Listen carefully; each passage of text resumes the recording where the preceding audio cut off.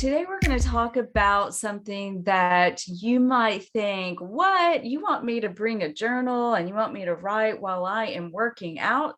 I'm going to say, yes, I do. I do. So, what I'm going to ask is that when you're showing up for this Pilates for mental wellness masterclass, is that you want to have a journal, a notebook, something that you can, yes, write.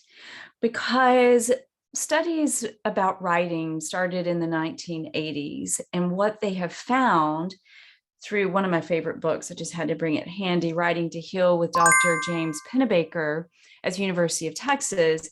But what they have found is that it is far more healing than anyone realized. When you actually write in a simple way, for Lauren's explanation, would be your downloading or you're validating. So downloading and validating your thoughts and feelings, right?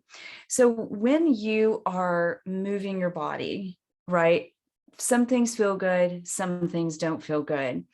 And what we find, and many of you are aware, that motivation wanes very quickly. That's why those New Year's resolutions never last. By, let's say, mid-February, those resolutions are in the garbage and you're back to your old habits.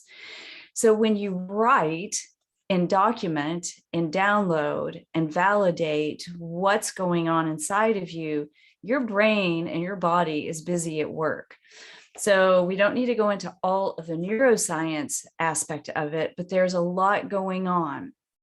So as you're going through some of these motions, whether it's even just your breath, whether it is some of the simple exercises, you can actually write that. This exercise was so darn simple. I'm going to get to that here in just a second because I have a lot to say on that one.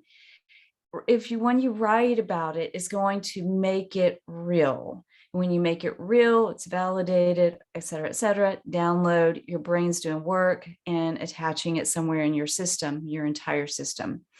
So do you see where I'm going with this? So just hang in here with me.